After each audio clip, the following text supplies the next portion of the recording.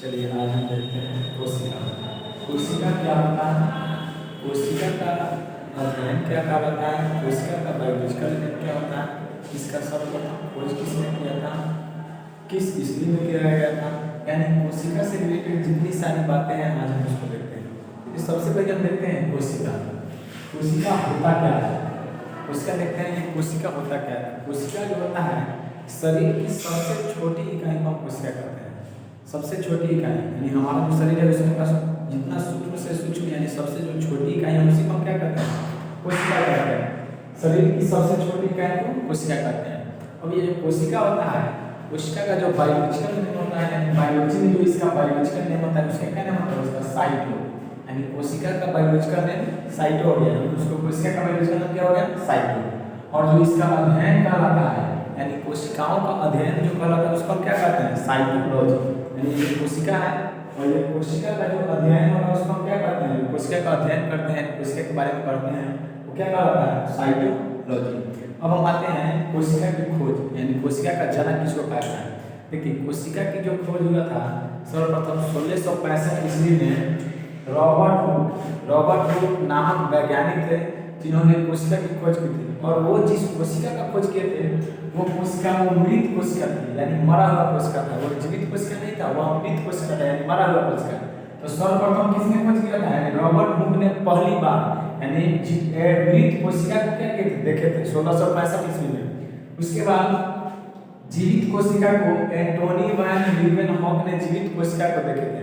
यानी उनके खोज के बाद यानी कुछ समय बाद क्या किए, एंटोनी वैन लीeuwenhoek जो थे क्या कहते हैं, यानी उन जीवित कोशिका को देखे थे। ये मृत कोशिका थी, यानी जो रॉबर्ट हुक जो खोज किए थे वो मृत कोशिका था। और जो एंटोनी वैन लीeuwenhoek जो खोज किए थे वो देखे थे क्या था, वो जीवित कोशिका था। यानी जीवित कहने का मतलब यहाँ जिंदा कोशिका था, यानी जीवित कोशिका। उसके बाद हम आते हैं कोशिका का सिद्धांत। यानी कोशिका का सिद्धांत क्या होता है, कोशिका का जो सिद्धांत होता है यानी कोशिका के बारे में बताया, कौन बताया था, तो श्लाइडेन von Schwann थे जिन्होंने क्या किए थे, कोशिका के विषय में बताया था कि हमारा जो शरीर होता है बहुत सारी कोशिकाओं से मिलकर क्या हुआ है, बना हुआ है। तो वही कोशिका के सिद्धांत के बारे में किसने बताया था, श्लाइडेन von Schwann। श्लाइडेन von Schwann ये दो वैज्ञानिक हैं, इन दोनों वैज्ञानिकों ने क्या किया था, कोशिका का सिद्धांत दिया था। अगर आपसे क्वेश्चन पूछा कि कोशिका का सिद्धांत किसने दिया था, तो श्लाइडेन von Schwann। कोशिका की खोज किसने की थी, क्या कहते हैं, खोज पूछेगा तो सबसे पहले खोज करने का मतलब सबसे पहले खोज किसने किया था, सबसे पहले खोज रॉबर्ट हुक ने किया था। लेकिन वह क्या था, वह मृत कोशिका था। कब किया गया था, 1665 ईस्वी में। लेकिन वही अगर पूछा है कि जीवित कोशिका यानी जीवित कोशिका यानी जिंदा कोशिका का खोज किसने किया था, तो एंटोनी वैन लीeuwenhoek ये जीवित कोशिका की खोज किए थे। उसके बाद हम आते हैं कि सबसे छोटी कोशिका यानी सबसे छोटी कोशिका क्या होती है, यानी संसार में सबसे छोटी कोशिका, संसार में सबसे छोटी कोशिका जो होती है क्या होती है, वह माइकोप्लाज्मा होती है। यानी माइकोप्लाज्मा जो कोशिका होती है वह सबसे छोटी कोशिका होती है, यानी संसार में यानी पूरे वर्ल्ड में सबसे छोटी कोशिका। उसके बाद है सबसे बड़ी कोशिका, यानी ये भी संसार में सबसे बड़ी कोशिका वो जो होती है क्या होती है, शुतुरमुर्ग के अंडे की कोशिका होती है। शुतुरमुर्ग की जो अंडे होती है उसकी कोशिका होती है क्या, सबसे बड़ी कोशिका। उसके बाद अगर पूछेगा आपसे क्वेश्चन कि मानव शरीर में सबसे छोटी कोशिका और मानव शरीर में सबसे बड़ी कोशिका क्या होती है, तो देखिए मानव शरीर में सबसे छोटी कोशिका जो होती है क्या, वो शुक्राणु की कोशिका होती है, इसको इंग्लिश में स्पर्म कहते हैं। यानी मानव शरीर की सबसे छोटी कोशिका हो गई, वो क्या हो गई, शुक्राणु हो गई, शुक्राणु जिसको इंग्लिश में स्पर्म कहते हैं। और सबसे बड़ी कोशिका जो होती है मानव शरीर में क्या होती है, वो अंडाणु होती है, जिसको इंग्लिश में हम ओवम कहते हैं। यानी अंडाणु की जो कोशिका होती है वो सबसे बड़ी कोशिका होती है मानव शरीर में, और सबसे छोटी कोशिका मानव शरीर में क्या होती है, स्पर्म। लेकिन अगर संसार में सीधा पूछेंगे कि सबसे छोटी कोशिका में क्या आ जाएगा, माइकोप्लाज्मा, और सबसे बड़ी कोशिका क्या आ जाएगा, शुतुरमुर्ग के अंडे। लेकिन मानव शरीर में हो गया छोटी कोशिका शुक्राणु और बड़ी कोशिका अंडाणु यानी ओवम। उसके बाद देखते हैं सबसे लंबी कोशिका, यानी देखिए सबसे छोटी और बड़ी की बात हो रही थी, लेकिन अब सबसे लंबी यानी लंबाई में सबसे लंबी कोशिका क्या होती है, तो लंबाई में सबसे लंबी कोशिका जो होती है वह न्यूरॉन होती है। न्यूरॉन जो न्यूरॉन की जो कोशिका होती है हमारे माथे में पाई जाती है उसी को न्यूरॉन, यानी माथा में न्यूरॉन की कोशिका होती है वह क्या होती है, वह सबसे लंबी कोशिका होती है। तंत्रिका तंत्र इसको हिंदी में कहते हैं तंत्रिका तंत्र, इंग्लिश नाम हो गया इसका न्यूरॉन। तंत्रिका तंत्र यानी सबसे लंबी कोशिका क्या हो जाएगी, न्यूरॉन, तंत्रिका तंत्र की कोशिका। और सब क्या हो गया, न्यूरॉन यानी तंत्रिका तंत्र की कोशिका। उसके बाद हम आते हैं ये जो तंत्रिका तंत्र जो कोशिका होती है न्यूरॉन, इसमें विभाजन नहीं होता है, यानी इसमें कोशिकाओं का विभाजन नहीं होता है, थोड़ा भी नहीं होता है। जैसे हमारे माथे की जो कोशिका यानी सिर में जो पाया जाता है न्यूरॉन यानी तंत्रिका तंत्र, उसमें विभाजन नहीं होती है।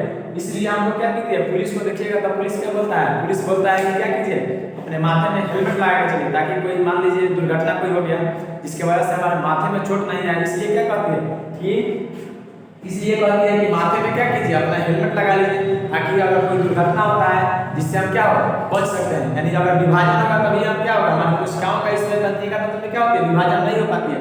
इसलिए हमको सलाह दी जाती है पुलिसों के द्वारा कि क्या कीजिए माथा में हेलमेट पहन लीजिए, ताकि आपको माथे पर चोट नहीं लगे।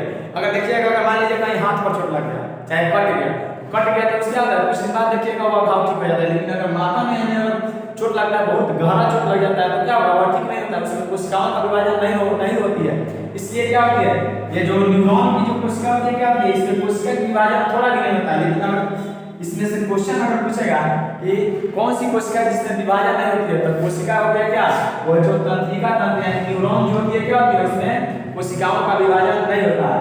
उसके बाद हम आते हैं सबसे तेज विभाजन, यानी जो हमारे शरीर की जो कोशिका है उसमें सबसे तेज गति से विभाजन करने का मतलब है कि एक कोशिका के बाद दूसरे कोशिका का निर्माण कर लेना, यानी एक कोशिका के चलते दूसरे कोशिका बढ़ाना तीसरे कोशिका बढ़ाना, यानी बहुत सारे कोशिकाओं को क्या करना बढ़ा लेना, उसी को विभाजन कहते हैं। क्या होगा सबसे तेज विभाजन होती है क्या होती है यकृत में, यानी जो लीवर होती है लीवर इसको इंग्लिश में लीवर कहते हैं, यानी जो लीवर होती है इसमें क्या होती है इसमें कोशिकाओं का बहुत शीघ्र यानी तेज गति से विभाजन होती है। सबसे तेज गति से विभाजन किसमें तो यकृत में। अब विभाजन किसमें नहीं होती है तो न्यूरॉन में, यानी न्यूरॉन में होती है विभाजन नहीं होती है, और यकृत में क्या होती है सबसे तेज विभाजन यकृत में होती है।